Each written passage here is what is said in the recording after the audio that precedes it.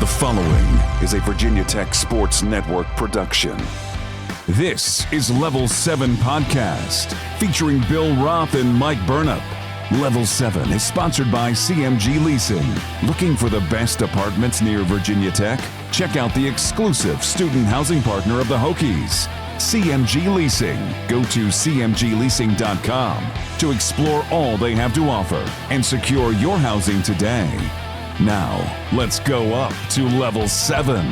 Here is Bill Roth. And with that, we welcome you to Level 7, the premier edition for the 2026 Virginia Tech football season. Bill Roth, Mike Burnop, and we're coming to you not from our booth on Level 7, but inside the Beamer Lawson practice facility. Kickoff 3 weeks from Saturday, the Hokies and VMI, and back for his 44th season in the Tech radio booth as our color analyst, Hokies Hall of Famer, Mike Burnop. It's great to be with you, buddy boy. You ready to kick things off? I am ready, Bill. I'm so excited about this year. I haven't seen this level of excitement maybe since the Michael Vick era, when you think about it. I know that expectations were high back then.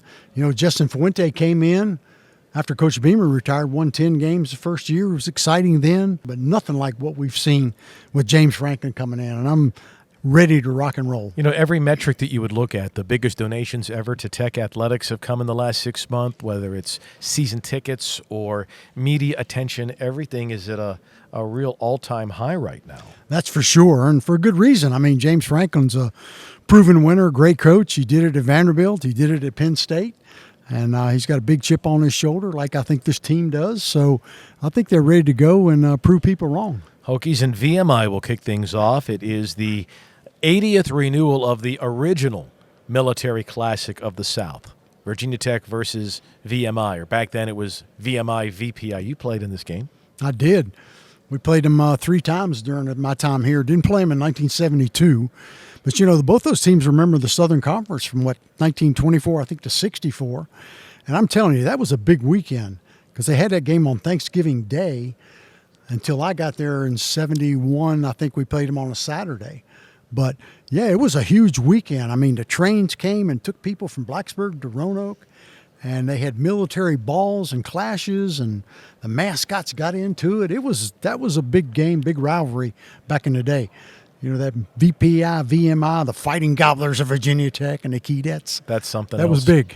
Well, much more to talk about it. We'll be with you each and every week on Level 7 once again this year. We want to welcome back CMG Leasing as the presenting sponsor of Level 7, the exclusive student housing partner of the Hokies.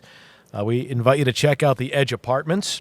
It is the closest community to campus, and you can apply at cmgleasing.com. Also, we want to welcome back SeatGeek as a sponsor to our program. SeatGeek makes it easy for you to find tickets. Be part of all the touchdown celebrations. So whether you're buying or selling tickets, SeatGeek is the place to do it. It is the official ticket marketplace of the Hokies. Lots to come to your way today. We're going to talk about the Hokies later.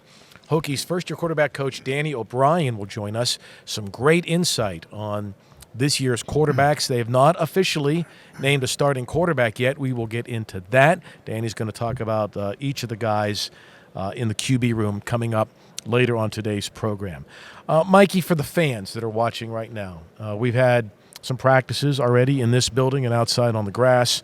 What should fans expect out of their 26 Hokies? I think you're going to see a team that's hungry. I think this is a team that's got a big chip on their shoulder. Not only the guys from last year that kind of underachieved, and then, of course, Brent Pry gets fired, their head coach gets fired. So I think a lot of them feel like, hey, that was kind of our responsibility. We didn't play up to what we should have, and our coach got fired. So we got a little chip on our shoulder. James Franklin, the same thing at Penn State. You know, he was one game of winning away from going to the national championship, won 13 games, and then he gets fired and let go. So I think he's got a chip on his shoulder. But I think when you look at them on the field, Bill, you can see that they're bigger, they're faster, they're stronger. We got more bodies. There's more depth. They're hungry to get going. They got a deep quarterback and tight end room. And so I think it's the future's going to be bright. Will it be this year? Who knows? I mean, that road schedule is really difficult. But I think he's going to get it turned around, and sooner than later. I was doing a radio interview, and someone asked me, they said, give me one word to describe Coach Franklin. And that's hard, right? Because it's hard to describe any person or coach or CEO in one word, I use the word efficient. There is not one wasted step, one wasted moment. The best I ever saw in this was Coach K at Duke. And, of course, he was a West Point guy and brought a military discipline to Duke basketball. With football, it's really interesting because it is, in essence, an Army. There's 100 players and 60, 70 staffers out here, and everything is down to the minute. When we look at the schedule, things start at 1:18 and go to 1:22. And I looked at my watch at practice yesterday. Mike, they were on it almost to the second. Yeah, that's efficient. I mean, he is. And he's got a veteran staff that has been with him for a long time. They know each other. They know what to expect. He demands perfection, and those guys know that and understand that. And he's a terrific CEO, a great head coach, and I think the team is going to reflect what he's all about. All right, I'm going to put Mike on the spot here. Now, he knew this was coming because I emailed this to him the other day. Give me 3 to 5 players, first on offense, that you're looking forward to watch here in the camp and then this season. Well, I think the fans will be really happy with Luke Reynolds, the tight end. He comes from Penn State. He's on the Mackey Award watch list. He had a great spring, caught a bunch of passes in the spring game. Mm-hmm. So I think he's one guy. You know, Marcellus Hawkins had a great year last year. Averaged almost 7 yards a carry for a good running team. But he was out all spring. So is he back? Is he healthy? He's about 220 pounds. He's a big guy. He can move, and he's the kind of guy that's got that breakaway speed. He can block, and he can also catch out of the backfield. So I think he's another guy that you look at. Offensive line, Justin Terry, big dude. Ohio State, 6'5", about 360. That guy's a hoss now. Want to see how good he can play. And then you got to have somebody on that wide receiver group step up. There's a lot of guys in that room that on offense need to step up and get going. I like that. Yeah, I like that. You're right. Offensive line, wide receiver, those are some things to watch because we know in Green and Brown, Quayshawn Brown from Duke and Aiden Green, we know they're likely to be the top 2 receivers, but the Hokies are going to play 3 or 4, and so someone needs to emerge there. And O-line, that's the whole key to it. And the Hokies signed a whole bunch in the portal and a whole bunch in the recruiting class. So you can tell that's an important part to Coach Moore and Coach Franklin as well. Oh, they're big on that. Offensive line, defensive line, they believe and they understand it's what's up front that counts. So you got to have those guys on both sides of the ball that can wreak havoc on defense and protect your quarterback, open up holes on the offense for your running game. Mm-hmm. And the best friend of a running game or a passing game is a good running game. So they understand the importance of the lines, and they put a lot of emphasis on that. You know, if you look at it on paper, last year the offensive line actually did pretty well. The Hokies are one of the better rushing teams in the league. And when you've got a good running back like Hawkins and now a healthy Jeffrey Overton, mm-hmm. That's exciting. That's really exciting. It is. And, you know, Jeffrey Overton came off that injury, and he was really, really strong the last part of the season when Marcellus Hawkins was kind of banged up a little bit. And then you got Messiah Mickens that comes in here. It's very talented, good high school career, anxious to see what he can do. But Coach Franklin is high on that running back room. Yeah, no question. All right, let's flip it over to defense. Give me a couple players, 3 to 5 guys over on the defensive side. You know, I think Asen Stevens had a breakout spring. I mean, he's a big dude. He's 6'5", and he weighs about 255, 260. And I think he ran a 4.640, Bill. He's a guy that can wreak havoc, and you need those guys that Coach Franklin calls erasers, guys that can make a big play when the chips are down, get a big sack, tip a pass, get an interception or whatever. He could be one of those guys. Joshua Clark, I'm anxious to see him come back at full speed because he hadn't been around. You know, he got hurt and banged up and whatnot.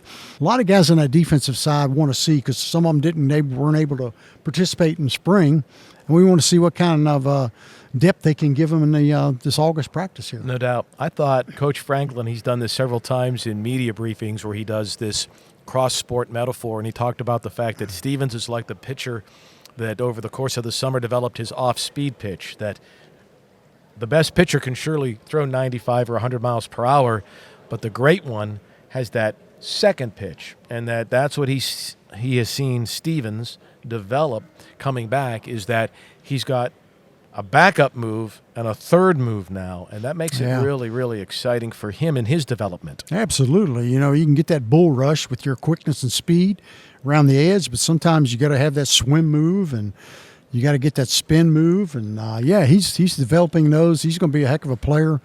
And I think another guy that looking out for is Jaquez White. Came from Troy. I think he's got a chance to be really good as well and help him out. I want to see Camp Chadwick play a little bit here in the fall too, because he missed the spring. So some of the guys that were out, Javian Hilson. I mean, there's some other people that before we kick off the season we'll have a chance to watch. Question at linebacker for you? A little bit. Noah Chambers is good. Obviously, I saw him have an interception in practice the other day. He was been good. And obviously Spencer Caleb was good. I think Keon Wiley can help out in that regard. But that's kind of wide open behind that. And I know they need depth there because you think about it, when you look at most teams on the tackling chart, those linebackers most of the time are going to be pretty close to your leading tackles, if not the leading tackler. So they take a lot of abuse. They got guys coming at them from every direction, and they got to stay healthy. So you need depth there. Caleb Spencer was the Hokies' leading tackler a year ago. Virginia native, started at Miami, from Gloucester, Virginia, started at Miami. He's come back to Tech. I suspect that he's going to have a really good final season for the Hokies. He takes a lot of pride in being here. He does, and I think I'm looking out for him, and I think that'll be the case. Just like IBM, you think about Isaiah Brown-Murray, how versatile he is. Can be a nickelback, a cornerback, got great reps last year. His final season, he's more of a leader now. Expecting big things out of him, too. What we're going to see as we get into some of these scrimmages, how much nickel are the Hokies going to play? Because, they're going to play a different defense. What the Hokies did last year under Coach Seifkes is going to be different than what they do now. And, in fact, that change schematically is something that Coach Franklin thought will help Kamari Copeland. He thinks that as good as Kamari was last year in the Hokies defense, this system fits him better. Yes, and Kamari is a moose now. He bulked up. He could have gone pro, right? He could have tested it and went. But, if you come back for a good reason, to get yourself better and make your stock better. And I think he's done that. He's over 300 pounds now, strong as an ox, bench 5'10". Did you see the video of that? Oh, yeah, absolutely. 5'10". I couldn't get the bar up. With no weights on it. With no weights, I was going to say. maybe a 5-pounder on each end. But, yeah, watching that bar bend. It was amazing. Very impressive. And what I liked about it was, you've seen these videos all the time over the years, his teammates were so excited for him. But, you think about it, you got to have somebody else beside him because you could double team Kamari if you don't have another guy beside him. And Fall is a pretty good guy beside him. Elijah Fall, yes. Yeah, Elijah Fall. And remember when Boston College was so good, Ron Brace, B.J. Raji, those two guys were mooses inside, and it made it very difficult to run up the middle with those two clowns. They were good. By the way, if anyone in the Raji family or Brace family, it was Mike that referred to your kids as clowns. Those in a guys, good way. Yeah, in a great way. So, it's interesting. The Hokies played BC back-to-back years in the ACC championship game. Those were some really elite teams. I know people today don't think, Boston College, and we have to go there this year. Would you talk about Raji and Brace and Matt Ryan?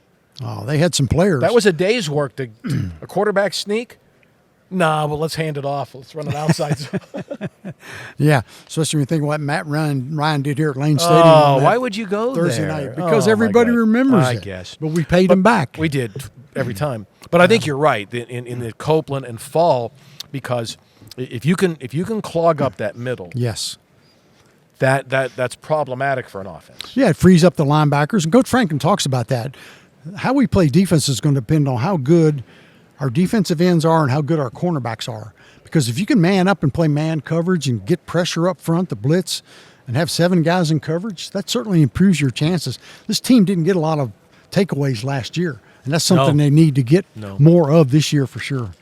All right, a couple of things. Coming up in a moment, we're going to be joined by Hokies QB coach Danny O'Brien. You're going to love him. From East Forsyth High School, just down the road outside of Winston-Salem. He was the QB coach at Penn State with Coach Franklin, but he played at Maryland back in 2010. He was the ACC Rookie of the Year. He is going to be joining us next. Before we go to the break, a couple of things. Hokies will host Fan Day right here this coming Sunday from 4 to 5 p.m. You can meet our players and coaches. You can also enjoy complimentary hot dogs and bottled water during the event right outside Gate 7 here at the stadium. So it's going to be right here inside the Beamer Lawson practice facility next week. And something else, what is the Tech Talk Live debut without a live band. We're thrilled to welcome the Hokie Way as the presenting sponsor of Tech Talk Live on August 27th. It's at McLean's in Blacksburg all season long. But, Mikey, 5 to 9 p.m. on Thursday, August the 27th. Live music from The Mantra. Sounds good. Looking forward to that. So we'll have the radio leading show, into it, yeah. Radio show with Coach Franklin, but a live band. I kind of like this. We did it in Atlanta last year, remember, at the Tabernacle? That was very nice. Very good crowd. And you better get there early because the place was packed last year. Yes. And with James Franklin and all the excitement, it's going to be packed. So you better get to First and Main McLean's early. August the 27th, a couple of weeks before that. Okay, we're going to step aside. When we come back, you're going to love Danny O'Brien.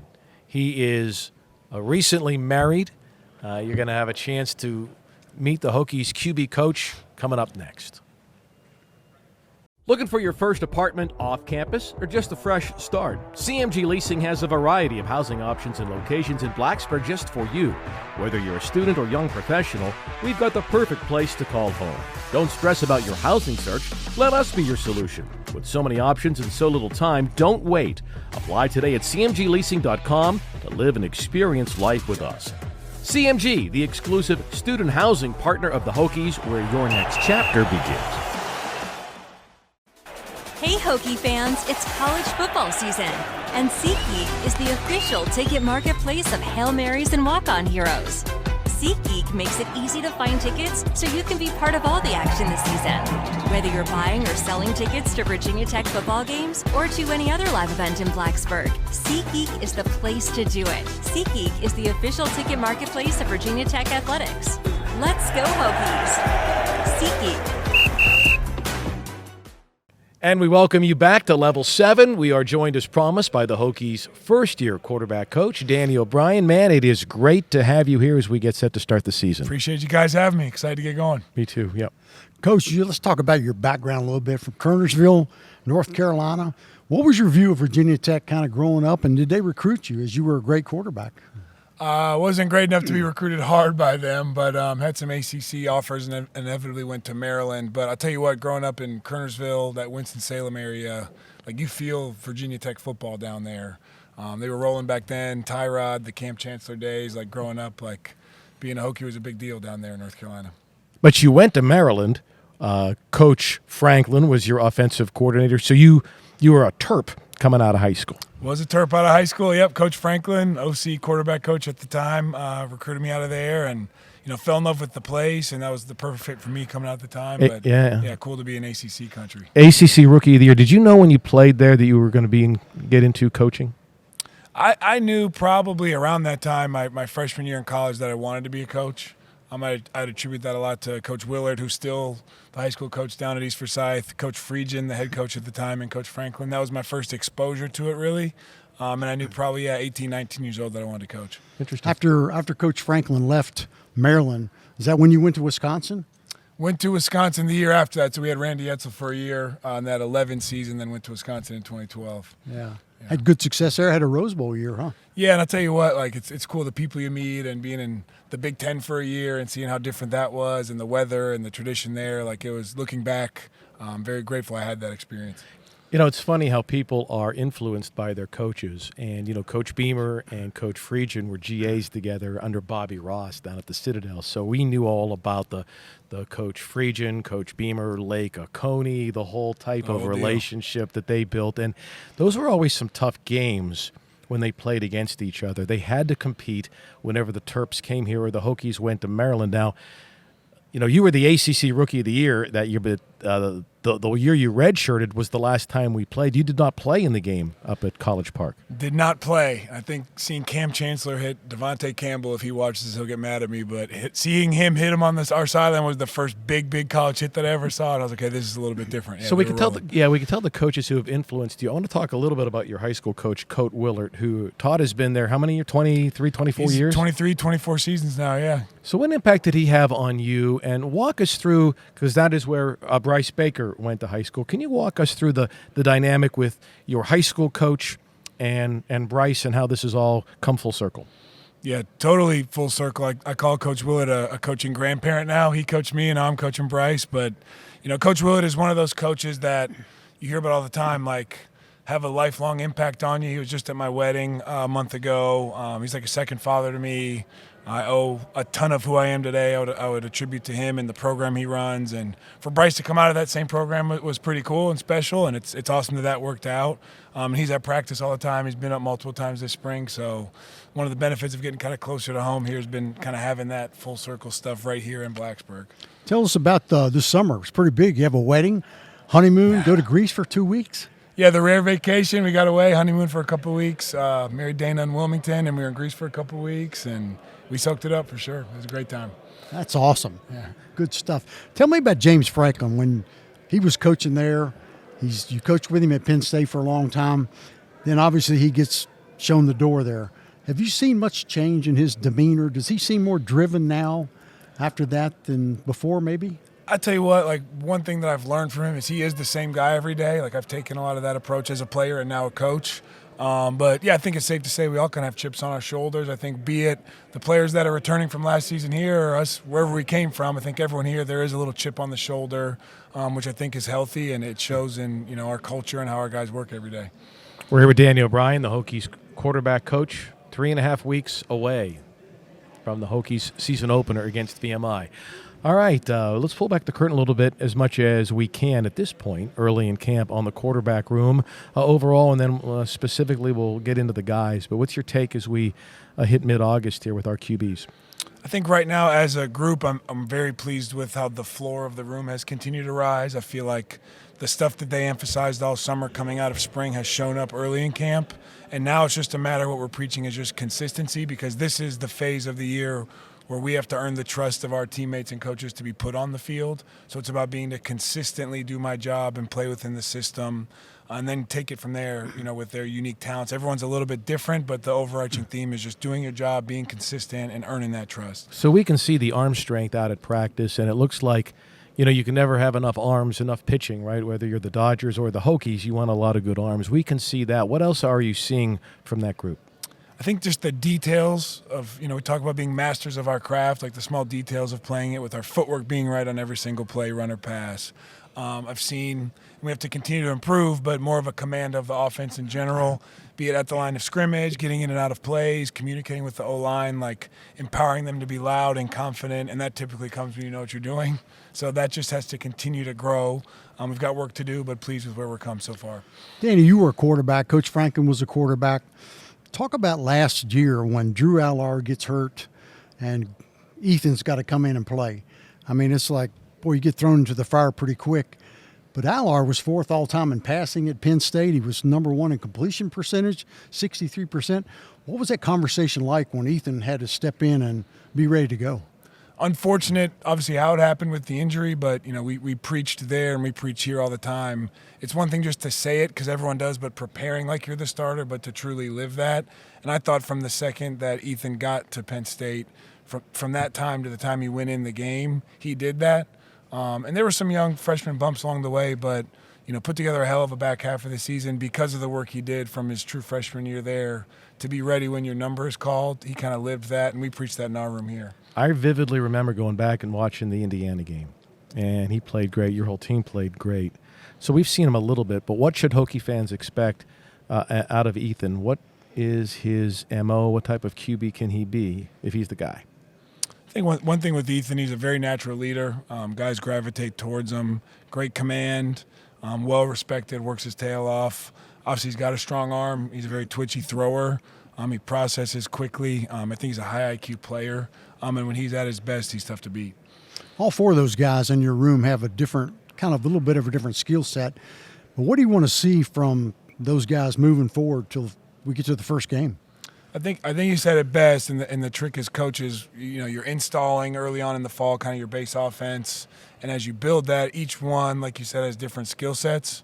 So it's our job to put them in the best plays and things that complement those plays possible, but with all of them, it's having control of the system. What's the down and distance? What does the situation call for? That's one benefit in fall camp is you can spend a lot more time teaching situational football and the art of playing the position, down and distance, time on the clock, whereas in spring it's more, hey, here's the system you're just learning.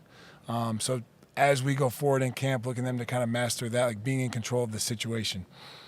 It's going to be a fun season, and Coach Franklin mentioned this several times, regardless of when the starter is named and regardless of who the starter is, the odds of getting through an entire season with one QB at this level, the NFL, even now in high school, is slim. You need more than one QB. There's no doubt about it, and that's why that's our mantra is to be ready when your number's called, because you never know how the depth chart starts, might not be how it finishes up. It is a long season. This is a great league. So we expect all 4 of those guys to prepare like they're the starter. And then if and when any of them get in, it's our job to put them in situations to play to their strengths. Danny, tell us about Troy Hune a little bit, because I remember in the spring, that guy looks like he just steps right in, and he's a big body. He's got a live arm. Tell us about him, the freshman. Yeah, so recruited Troy out of high school heavily. He's wired the right way. I know it's a cliche phrase, but he is. He's wired like a quarterback. For a true freshman, there's going to be a learning curve, but it's been one of the more impressive true freshman campaigns that we've seen in terms of being able to master a system, get out there and play. And like you said, okay, one guy's down, my reps increase. He kind of maximized that. So got a great way about him. He's done really well so far. He's had a great first week of camp. And he knows he's got to keep stacking days, day at a time, but he's got a bright future. You guys are big on, obviously, not throwing interceptions. I read that thing by Drew Allar. Went to his first 311 passes, no interceptions. Yeah. That was an FBS record. Yeah. And he blew the one away by RG3. He only had like 200 and something. That's pretty impressive, but that's what it takes. You got to have a guy that's accurate. Yeah, accurate, know where to go with the ball, and it's a fine line, too, of not always checking it down and giving guys chances, which Drew obviously did a great job of, setting a lot of records and being top 5 at a school like that in their history. A lot of football, a lot of great players have played there. But, yeah, it starts with knowing what you're doing, and certainly you go 300 or whatever, there might be a lucky play here and there to keep the streak going, but to put yourself in that spot says a lot about the kid. That's amazing. You had a very similar mark, right? You were very accurate when you started, too. I wouldn't have played with the talent of the room we have now, but I did the most that I could with what I had. I mean, sometimes a ball gets tipped or a receiver No drops it and it pops in the air and whatnot. How about philosophically? Let me ask you this. Like last year we saw where just about every key QB in the ACC was a transfer, right? We saw USC's quarterbacks playing for Louisville. And it's happening again this year, right? Duke's quarterback's at Miami. Prabula's going to be at UVA. Would you rather develop a quarterback who comes in as a freshman, and maybe this is a question for Coach Franklin, or in the new modern era, I mean, even Notre Dame, they're just taking transfer quarterbacks. Miami's doing it. What's the best way to develop and then keep an elite QB? Well, I think you kind of hit the nail on the head of it's just one, it's the landscape of college football right now with what the portal is. To answer your question, I think certainly our model in an ideal world is to recruit kids out of high school, develop them from within, and allow them to transition into being the starter and playing well. That was Coach Franklin's model at Penn State. We never took a portal quarterback there. This year was a little bit unique. So our model has very much been out of high school, but then you have to recognize too, like it's kind of the reality of the college football landscape every year. Every year is different. It was my first time experiencing the portal directly at quarterback because we never took one, and it's crazy and it moves fast. But it kind of is what it is at this point. Mike played for the Hokies as well, and he played with great quarterbacks, Bruce Arians and Don Strzok and whatnot, and it was the same thing. But you would think Miami, for example, would be able to recruit any quarterback at once. Yet this year they got the Duke QB. Last year they got Georgia's quarterback. That's the way they're running it right now. They're going to say, who's got the best quarterback?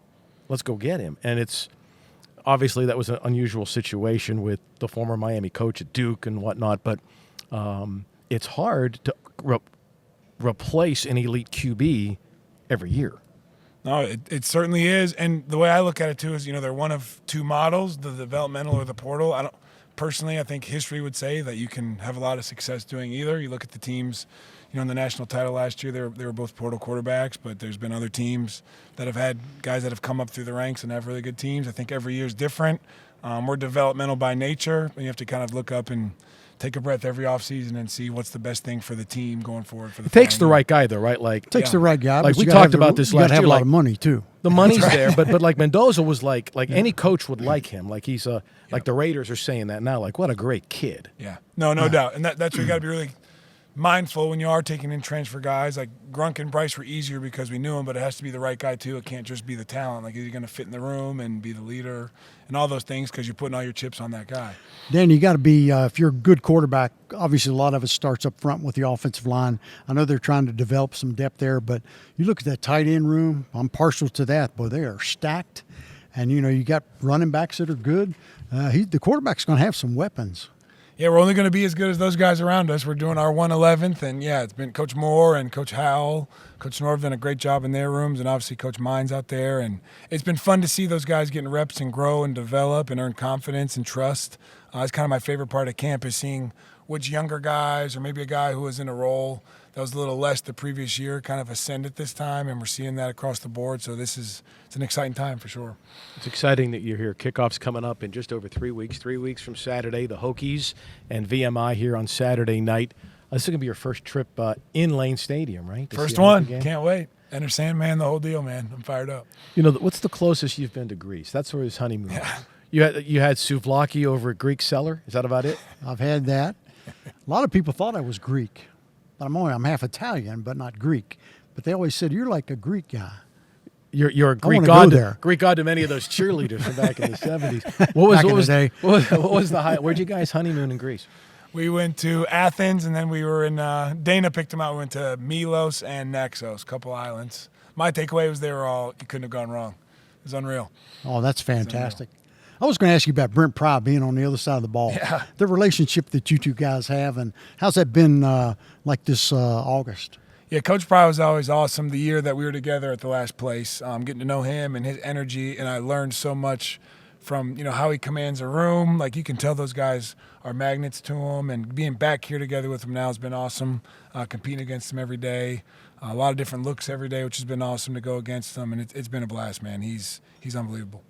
Great. Reunited. Well, it's so wonderful to have you here. Congrats on the wedding, and welcome to Blacksburg, and to have a great season, Danny. We look forward to visiting with you a bunch here over the next few years. No doubt about it. Appreciate y'all. Good to have you here. Sir. Oh, happy to be here. It's Danny O'Brien, our guest on Level 7. Our show, as always, has been presented by CMG Leasing, the exclusive student housing partner of the Hokies. Check out the Edge Apartments. It is the closest community campus, and apply to CMG Leasing today. Now, remember, Tech Talk Live is coming up August 27th. You can hear it on our radio affiliates, but you're welcome to join us in person. Coach Franklin will be there. Some players will be there as well. That's on August 27th. Now, next Sunday, right here in our indoor practice facility, it is Virginia Tech Fan Day right here at the Beamer Lawson facility from 4 to 5 p.m. It's free, and not only can you come for free, meet Coach O'Brien and our guys, but we're going to have free hot dogs outside of Gate 7. Who could miss that, right? Can't beat that. So we'll see you next Sunday, this coming Sunday for Fan Day, and we'll visit with you again next time when we visit on our next edition of Level 7.